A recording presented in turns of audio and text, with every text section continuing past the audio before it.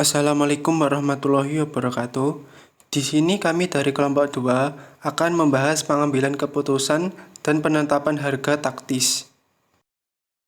Perkenalkan, saya Andri Tri Sulistiono, NIM 1908 1030 1169.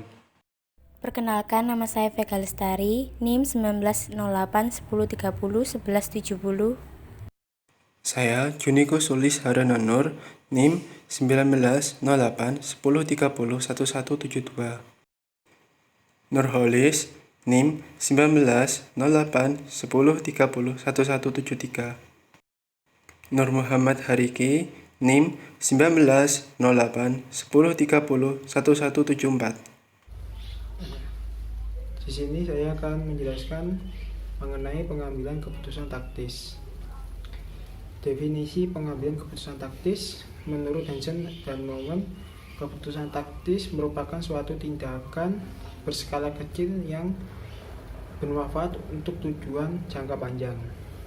Pengambilan keputusan taktis terdiri atas pemilihan di antara berbagai alternatif dengan hasil yang langsung atau terbatas.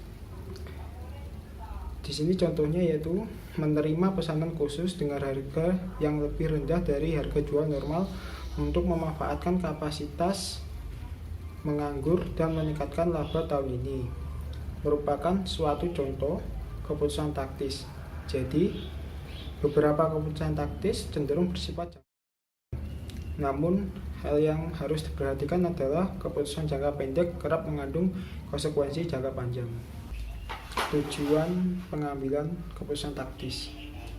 Tujuan keseluruhan dari pengambilan keputusan strategis adalah memilih strategis alternatif sehingga keunggulan bersaing jangka panjang dapat tercapai. Pengambilan keputusan taktis harus mendukung tujuan keseluruhan ini. Meskipun tujuan langsungnya yaitu untuk jangka pendek. Contohnya itu menerima satu pesanan khusus untuk meningkatkan laba. Dan untuk berskala kecil yaitu memproduksi sendiri daripada membeli komponen.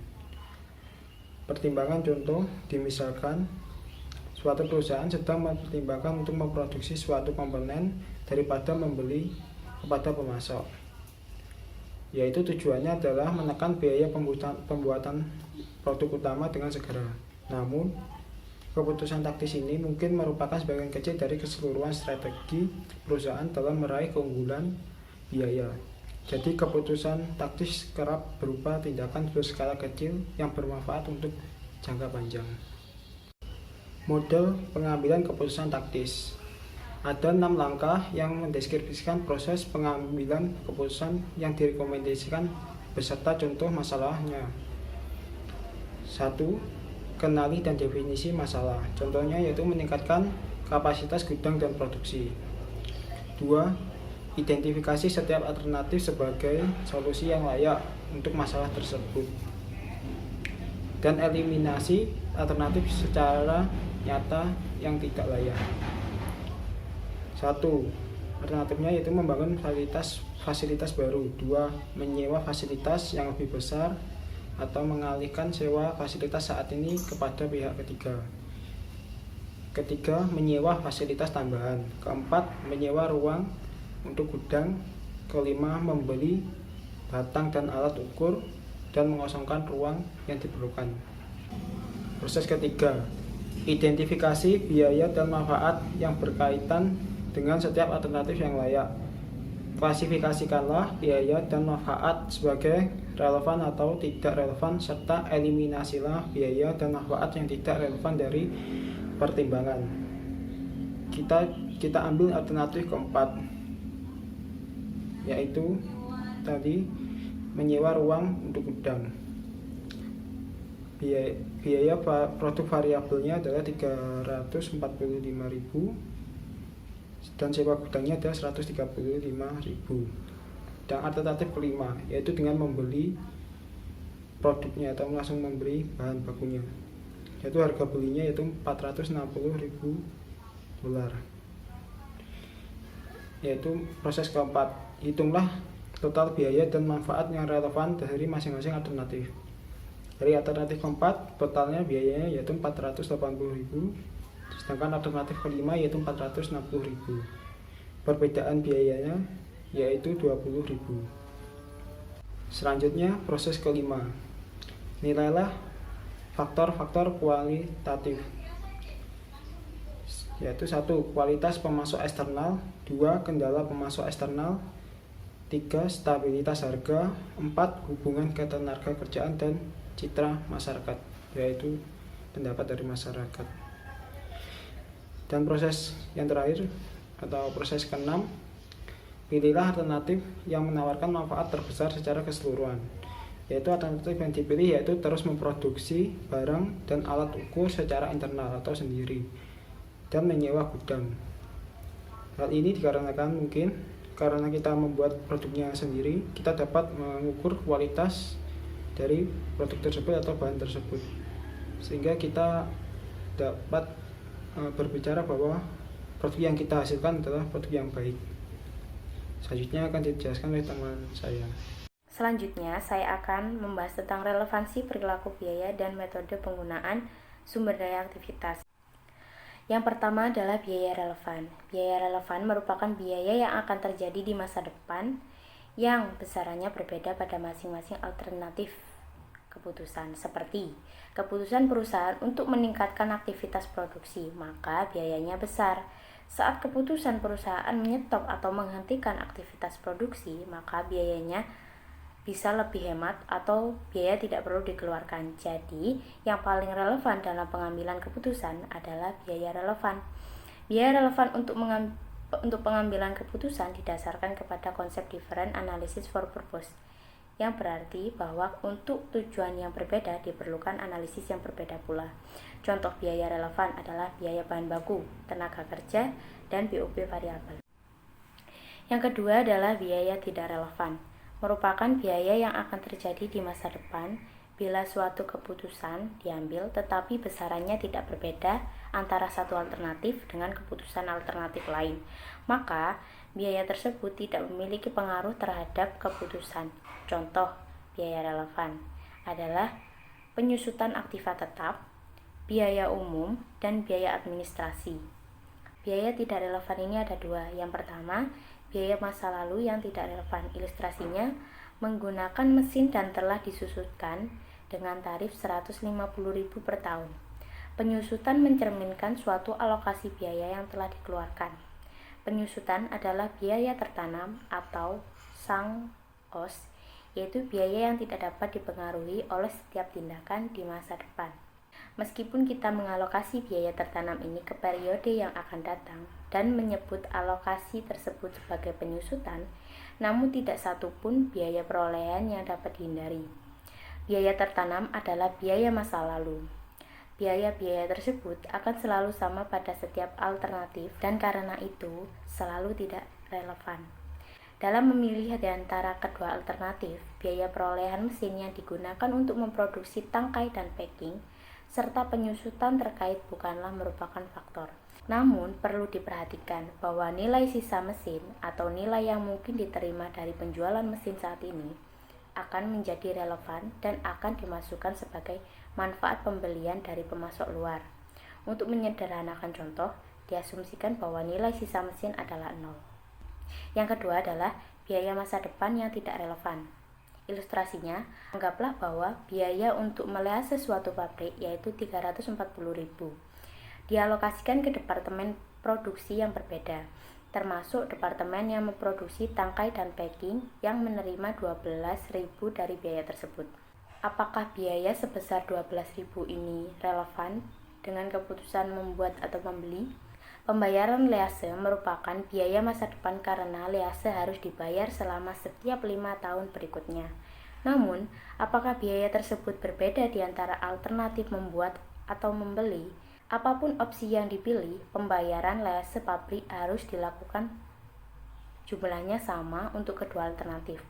Jumlah pembayaran yang dialokasikan ke departemen lainnya mungkin berubah apabila produksi tangkai dan packing dihentikan, tapi besarnya total pembayaran tidak dipengaruhi oleh keputusan yang dibuat.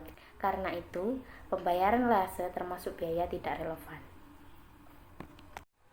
Selanjutnya, model penggunaan sumber daya meliputi sumber daya fleksibel, yaitu sumber daya yang dapat dibeli seperlunya dengan mudah dan saat dibutuhkan.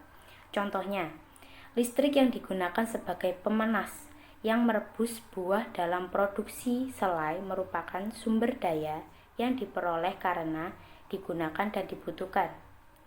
Untuk kategori sumber daya ini, jika permintaan suatu aktivitas berubah di antara alternatif, maka belanja sumber daya akan berubah dan biaya aktivitas tersebut adalah relevan terhadap keputusan yang dimaksud.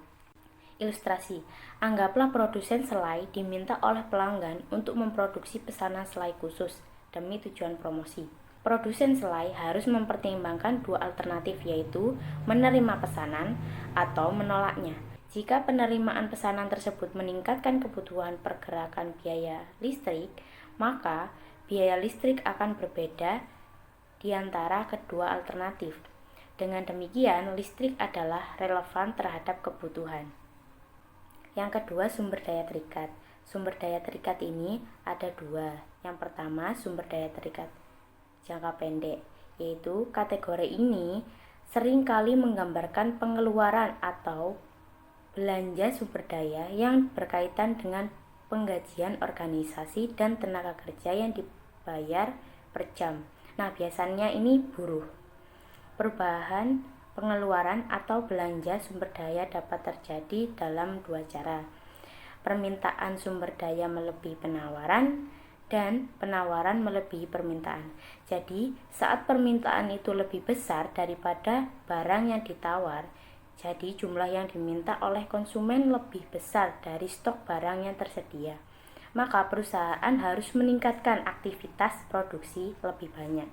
Jika perusahaan meningkatkan aktivitas produksi lebih banyak, otomatis perusahaan tersebut membutuhkan tenaga kerja lebih banyak juga. Nah, di situ tenaga kerja yang dipakai adalah tenaga kerja yang dibayar per jam. Jika penawaran melebihi permintaan dari konsumen, misal stok barang itu banyak, sedangkan yang dibeli itu sedikit, maka perusahaan itu mengambil keputusan dengan menghentikan produksi sementara. Jadi, tenaga kerja itu dirumahkan sehingga biaya untuk membayar tenaga kerja itu tidak dikeluarkan. Jadi sumber daya terikat ini berpengaruh atas permintaan dari pelanggan. Yang kedua, yaitu sumber terikat beberapa periode. Untuk kategori sumber daya untuk beberapa periode, perubahan permintaan aktivitas sepertinya jarang mempengaruhi pengeluaran atau belanja sumber daya. Sehingga sumber daya terikat beberapa periode ini tidak relevan dalam pengambilan keputusan. Mengapa tidak relevan? Karena biaya yang dikeluarkan itu untuk beberapa periode kemungkinan sama. Misal, saat perusahaan itu menyewa gedung, harga gedung itu dihitungnya per tahun. Jadi, setiap bulannya perhitungan biaya sewanya itu sama. Misalnya, 1 tahunnya 11 juta. Berarti setiap bulannya bisa diperhitungkan bahwa itu 1 juta selama periode 1 tahun, itu ternyata ada 2 bulan. Perusahaan tidak beroperasi, dia tetap bayar sewa. Nah, itu termasuk kategori biaya tetap, walaupun terikat juga dalam produksi. Namun, terikatnya selama beberapa periode. Jadi, termasuk dalam biaya tetap, sehingga itu tidak relevan dalam pengambilan keputusan. Oke, baik teman-teman. Di sini saya akan membahas aplikasi biaya relevan. Yang pertama ada keputusan membuat atau membeli. Manajer sering dihadapkan dengan keputusan apakah harus membuat atau membeli komponen yang digunakan dalam memproduksi. Sesungguhnya, manajemen harus mengevaluasi keputusan masa lalu yang berkaitan dengan produksi secara berkala. Kondisi-kondisi yang menjadi dasar pembuatan keputusan sebelumnya mungkin tidak berubah. Akibatnya, diperlukan dalam pengecekan secara berkala. Tentu saja, evaluasi periodik bukanlah satu-satunya sumber dari keputusan membuat atau membeli. Terkadang, keputusan dimotivasi oleh masalah yang tidak berhubungan secara langsung. Nah, Langsung saja ya dengan contoh soal di bawah ini. Nah, untuk tahun yang akan datang, PT Sejahtera harus memproduksi 10.000 komponen untuk mendukung kebutuhan produksi printernya. PT Sejahtera telah dihubungi oleh pemasok potensial yang bersedia untuk memasok komponen tersebut dengan harga 4.750 per unit. Tawaran tersebut tentu sangat menarik karena biaya produksi penuh per unit sebesar 8.200 per unit. Namun, permasalahan dan alternatif perlu dipertimbangkan dan diidentifikasi terlebih dahulu. Setelah itu, kita telah menghitung biaya relevan total masing-masing alternatif seperti pada tabel di sini ya. Jika kita membuat dibutuhkan biaya sebesar 45 juta, sedangkan kalau kita membeli dibutuhkan sebesar 56 juta. Analisis menunjukkan bahwa biaya pembuatan produk dapat menghemat biaya sebesar 11 juta dibandingkan apabila perusahaan membeli produk tersebut. Jadi, tawaran dari pemasok harus ditolak. Nah, selanjutnya keputusan mempertahankan atau menghentikan. Seorang manajer harus menentukan apakah suatu segmen seperti lini produk harus dipertahankan atau dihapus. Laporan segmen yang disusun atas dasar perhitungan biaya variabel menyediakan informasi yang berharga bagi keputusan untuk meneruskan atau menghentikan. Margin kontribusi segmen dan margin segmen sendiri bermanfaat dalam mengevaluasi kinerja segmen.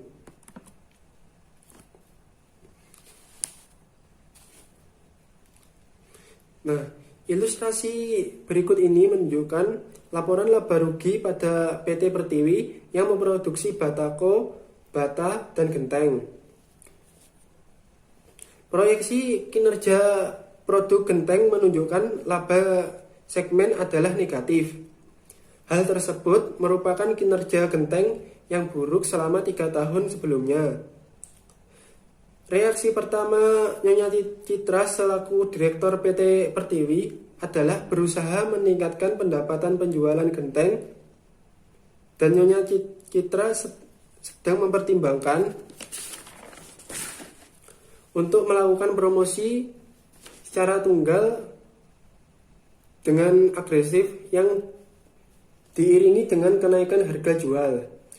Namun, menurut manajer pemasaran menganggap bahwa tindakan tersebut akan sia-sia karena pasar sedang jenuh dan tingkat persaingan terlalu tinggi, sehingga akan sulit untuk mengharapkan kenaikan pangsa pasar perusahaan.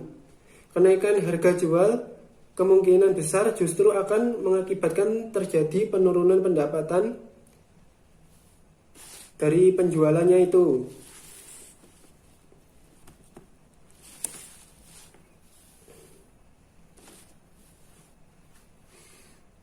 Nah, di sini ada mempertahankan atau menghentikan dengan berbagai dampak komplementer.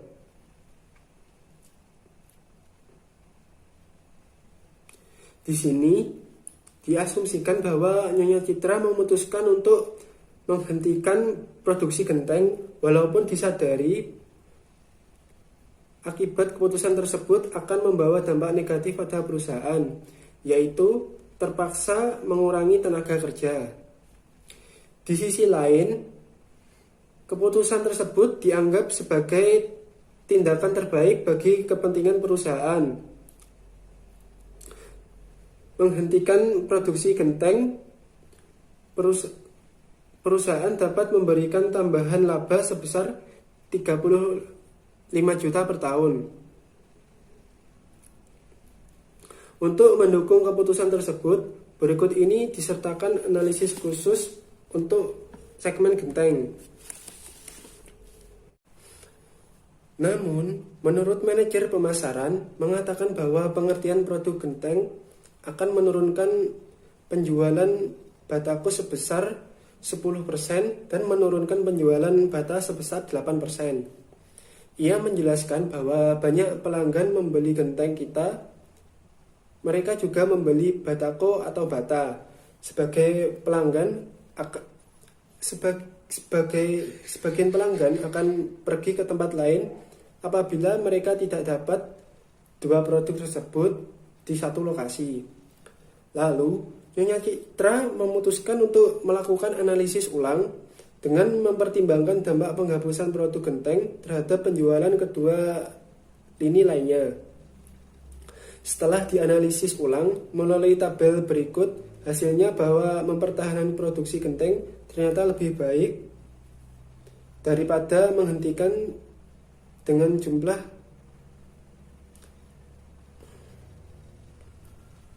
potensial 15.600.000. Nah,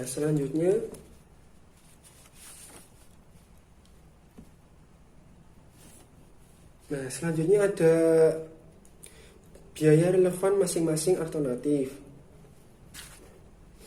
Tanggapan penyelia produksi agak berbeda. Ia setuju produksi genteng harus dihentikan, tetapi ia menyarankan untuk menggantikannya dengan produksi ubin. Manajer pemasaran melihat bahwa persaingan pasar ubin tidak sejalan dengan genteng. Namun dua ini lainnya akan mengalami penurunan penjualan. Pada target yang sama dengan memproduksi ubin akan mengubah hasil tersebut. Berikut ini ada lampiran estimasi laporan keuangan untuk ubin. Nah, di sini pada laporan keuangan untuk ubin. Nah, sekarang Nyonya Citra dihadapkan pada permasalahan yang ketiga, yaitu mengganti genteng dengan ubin. Pada analisis sebelumnya, Nyonya Citra mengetahui bahwa penghapusan produk genteng akan mengalami margin kontribusi mengurangi margin kontribusi sebesar 6.600.000. Apabila memproduksi ubin akan menghasilkan tambahan margin kontribusi sebesar 60 juta sesuai dengan estimasi. Namun, menurut perhitungan dan analisis penghapusan produk genteng dan menggantinya dengan ubin akan menyebabkan penurunan bersih sebesar 600.000. Maka, keputusan yang tepat adalah tetap mempertahankan produksi genteng dibandingkan menggantinya dengan ubin. Nah, untuk selanjutnya yaitu keputusan pesanan khusus.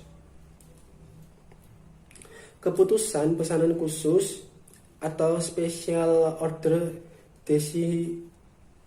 decision berfokus pada pertanyaan apakah pesanan harga khusus harus diterima atau ditolak. Pesanan-pesanan ini biasanya menarik, khususnya ketika perusahaan sedang beroperasi di bawah kapasitas produksi maksimum. Nah, sebagai contoh, ada sebuah perusahaan es krim yang beroperasi pada tingkat 80% dari kapasitas produksi dan memiliki kapasitas 20 juta galon. Nah, di sini untuk biaya total variabelnya dengan pembuatan dan penjualan sebesar 16 juta per unit. Ini biaya variabel, dan ini untuk biaya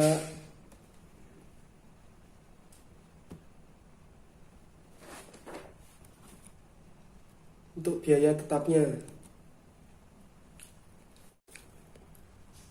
Nah, lalu ada perusahaan catering dari wilayah lain yang biasanya tidak dilayani oleh perusahaan menawarkan untuk membeli es krim sebanyak 2 juta unit dengan harga 1.550 per unit. Distributor tersebut akan menggunakan label miliknya sendiri dan distributor juga setuju untuk membayar biaya transportasinya. Dikarenakan distributor menghubungi langsung kepada pihak perusahaan, maka tidak ada komisi penjualan. Penawaran dengan sebesar 1.550 ini berada di bawah harga normal sebesar 2.000. Bahkan harga tersebut berada di bawah harga unit total yaitu 1.597.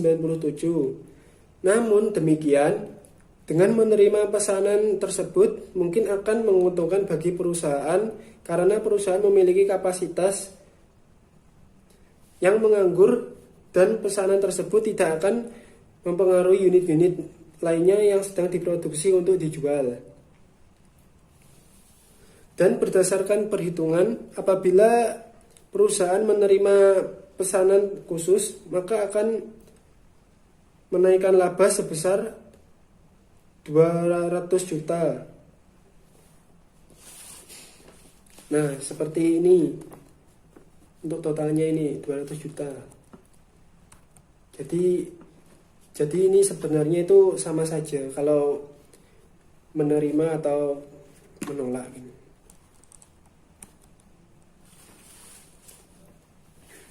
Nah, selanjutnya ada keputusan menjual atau memproses lebih lanjut. Produksi gabungan atau joint products memiliki proses yang umum dan biaya produksi sampai pada titik pemisah atau split off. Produk gabungan sering dijual pada titik pemisahan. Penentuan akan menjual atau memproses lebih lanjut atau sell or process further merupakan suatu keputusan penting yang harus dibuat oleh manajer. Kadangkala akan lebih menguntungkan bagi perusahaan untuk memproses lebih lanjut suatu produk setelah titik pisah. Nah, di sini ada hasil titik pisah. Ya, sebagai contohnya, ada kasus yang terjadi pada PT Kebun Raya, yaitu sebuah perusahaan besar di bidang pertanian yang mengkhususkan bisnisnya pada tanaman apel. Setiap tahunnya menghasilkan kira-kira sebesar 1 ton apel yang setiap lahan harus disemprot, dipupuk, disiram, dan dipangkas. Perkiraan semua biaya aktivitas tersebut adalah sebesar 3 juta per ton per tahun. Lalu, apel disortir menjadi 3, yaitu ada 3 kelompok A, B, dan C. Setiap ton apel menghasilkan 800 kilo untuk kelompok A, 600 kilo untuk kelompok B, dan 600 kilo untuk kelompok C. Apel kelompok A dijual di supermarket sebesar dengan harga 400 per kilo. Untuk apel kelompok B dikemas dalam kantong ukuran 5 kilo dan dijual ke supermarket dengan harga 1.300 per kantong dan biaya setiap kantongnya sebesar 50. Nah, untuk apel kelompok C diproses lebih lanjut untuk dijadikan sebagai apel kaleng dengan ukuran 16 ons dengan harga 750 per kalengnya, dan biaya pemrosesan sebesar 100 per kaleng, dan hasil akhirnya sebesar 500 kaleng.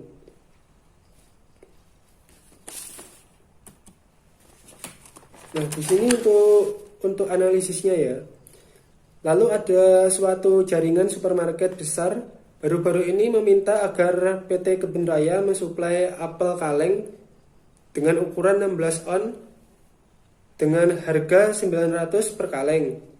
PT Kebun Raya memutuskan bahwa apel kelompok B cocok untuk memenuhi pesanan tersebut dan membuat estimasi yang diperlukan biaya untuk estimasinya sebesar 200 per kilo dan memproses apel menjadi pie apel. Hasilnya adalah 500 kaleng dengan ukuran 16 ons. Setelah dihitung pendapatannya sebesar 300.000 dan biaya pemrosesan sebesar 120.000, maka laba bersih lebih lanjut adalah 180.000. Dengan demikian, PT Kebun Raya harus memproses apel B menjadi pie apel. Nah, dengan hasil bersihnya sebesar 180.000.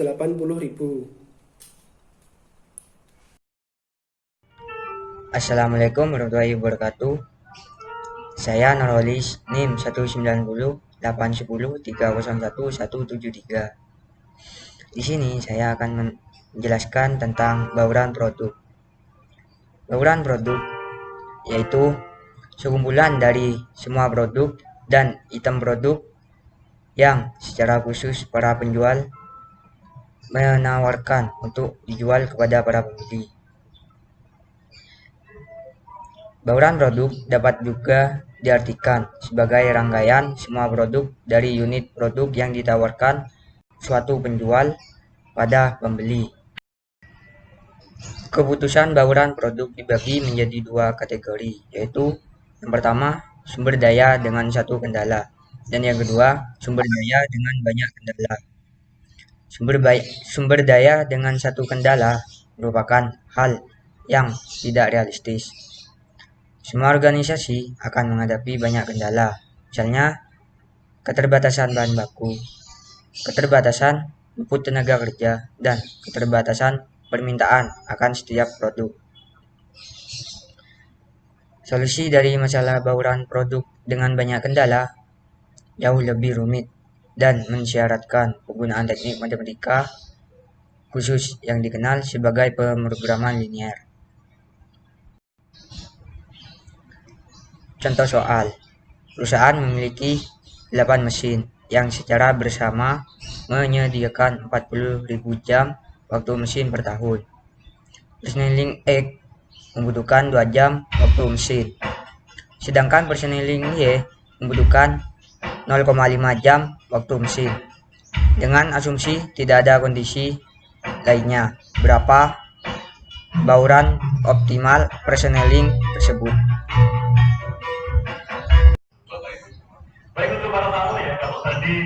Setiap unit X membutuhkan 2 jam waktu mesin. 20.000 unit 40.000 per 2 dapat diproduksi setiap tahun dengan harga $25 per unit, sehingga total margin kontribusi sebesar $500.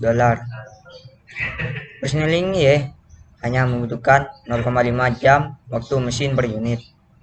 Jadi, jumlah yang mampu diproduksi sebesar 80.000 unit.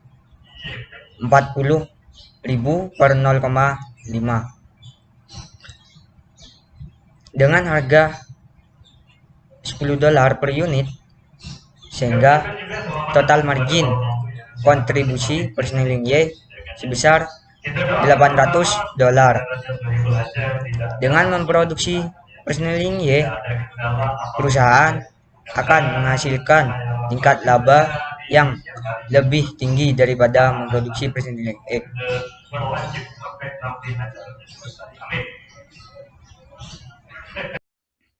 Penetapan harga.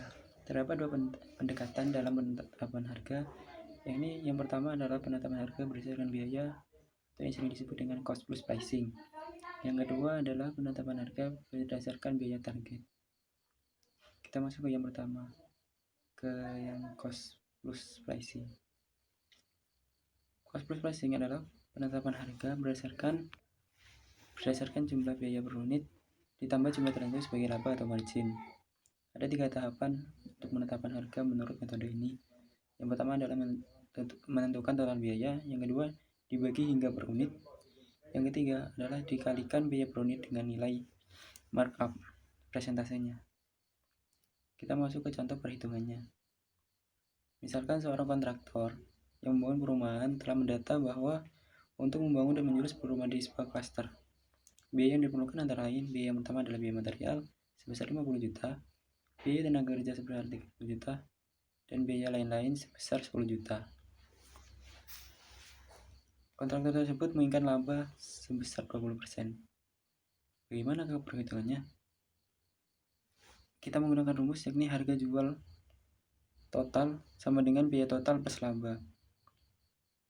Biaya total diperoleh dari penjumlahan biaya material, biaya tenaga kerja, dan biaya lain-lain, yakni sebesar 90 juta ditambah biaya total dikali laba, presentasinya markup tadi ya, yakni ketemu 18 juta. Jadi 90 juta ditambah 18 juta ketemu sebesar 108 juta.